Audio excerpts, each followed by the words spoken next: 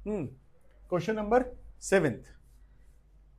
हमें क्या गिवन है कि एक इंश्योरेंस कंपनी ने कुछ स्कूटर ड्राइवर का, कुछ कार ड्राइवर का, कुछ ट्रक ड्राइवर का इंश्योरेंस किया और उनके एक्सीडेंट होने की प्रोबेबिलिटीज भी हमें दी हुई हैं। अब मैंने बोला हमें बाहर से आवाज आई है कि कोई एक्सीडेंट हुआ है। अब जिसका एक्सीडेंट हुआ है हमें यहां से नहीं दिख रहा कि वो कार वाला है, वो ट्रक वाला है, कि वो स्कूटर वाला है। इतना दिखा कि किसी का एक्सीडेंट हुआ और ये हमें बता दिया कि उसकी इंश्योरेंस हुई हुई है। ये भी हमें बता दिया गया कि उसकी इंश्योरेंस हुई हुई है। इस बात की क्या प्रोबेबिलिटी है कि वो कौन है? किसकी प्रोबेबिलिटी निकालनी है? स्कूटर ड्राइवर की। तो E1 का क्या मतलब होगा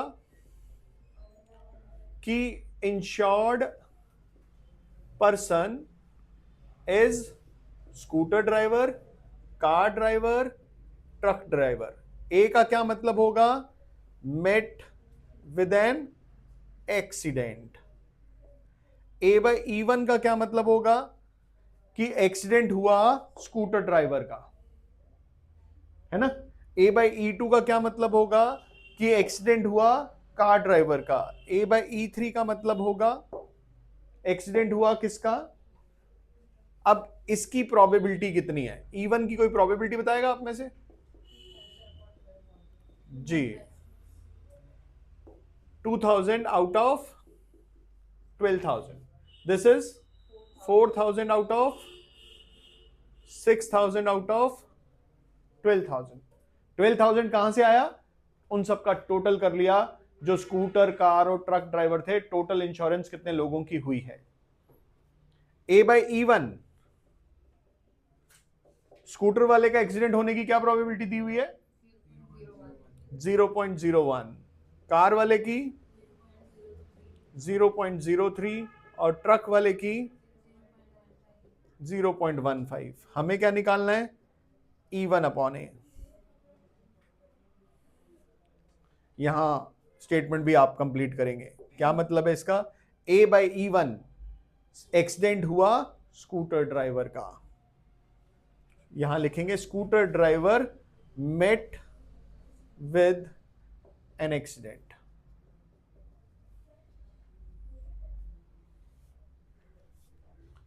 ठीक है।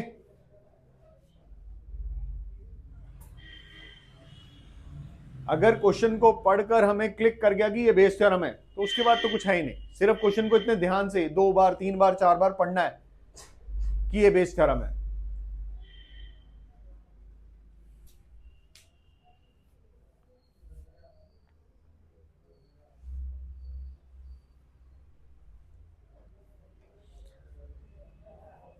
हमें इसी में क्वेश्चन ऐसा भी आ सकता था, सेम क्वेश्चन होगा, सेम बोला जाएगा, लेकिन वो बोलेगा इस बात की प्रोबेबिलिटी निकालो कि जिसने इंश्योरेंस कराई है उसका एक्सीडेंट होगा। देखो अभी मैंने क्या बोला, क्वेश्चन में लिखा है कि जिसने इंश्योरेंस कराई है उसका एक्सीडेंट हो गया है। इस बात की क्या प्रोबेबिलिटी कि वो स्कूटर ड्राइवर है। अब मेरा क्वेश्चन ये है कि अगर क्वेश्चन में ये लिखा हुआ आ जाए कि इस बात की क्या प्रोबेबिलिटी है कि जिसने इंश्योरेंस कराई है उसका एक्सीडेंट होगा, इसका मतलब मुझे क्या निकालना था? मुझे प्रोबेबिलिटी ऑफ ए निकालना था कि जिसने इंश्योरेंस कराई है उसका एक्सीडेंट होगा। ठीक है ना भाई। जो हमने बॉल वाला क्वेश्चन किया था, बॉल वाले क्वेश्चन में मैं कहूं कि 2 बैग हैं, मैंने आंखें बंद करके बॉल निकाली, इस बात की क्या प्रोबेबिलिटी कि बॉल रेड है? बेस थ्योरम में क्या होता है? ये हमें गिवन होता है कि बॉल रन है रेड, ये बताओ कि बैग 1 में से आई है। एक्सीडेंट हो गया है, इस बात की क्या प्रोबेबिलिटी कि वो स्कूटर ड्राइवर है? और मैं मांग रहा हूं कि सिर्फ ये बताओ कि एक्सीडेंट हुआ है। जो अभी हमने डे स्कॉलर वाला क्वेश्चन किया था उसमें अगर मैं कहता कि एक बच्चा सिलेक्ट करते हैं, इस बात की क्या प्रोबेबिलिटी कि उसका ग्रेड ए आएगा? अब जो बच्चा है हमारे पास वो हो सकता है हॉस्टल में रहने वाला हो सकता है डे स्कॉलर हो, इसके ग्रेड ए आने के क्या चांसेस हैं? जो कॉइन वाला क्वेश्चन किया, मैंने 3 कॉइन मेरी पॉकेट में, वही तीनों मैंने निकाल के टॉस किया, इस बात की क्या प्रोबेबिलिटी कि हेड आएगा? तो हेड पहले कॉइन से भी आ सकता था, दूसरे से भी, तीसरे से भी। तो वो जो डिनोमिनेटर में लिखते हैं हम, सिर्फ वो लिख देंगे यहां पर। E1 into A by E1 plus E2 into A by E2 plus E3 into A by E3।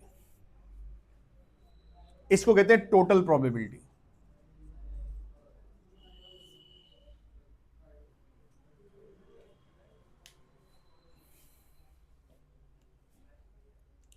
दोनों बातों में फर्क समझ में आ गया? बेस थ्योरम में आउटकम नोन है, और जो आउटकम है अगर मैं उसी की प्रोबेबिलिटी मांग रहा हूं तो टोटल प्रोबेबिलिटी का क्वेश्चन है। तो जो मैं डिनोमिनेटर में लिख रहा हूं सिर्फ वो मेरा आंसर है, न्यूमिनेटर में लिखेंगे उसको।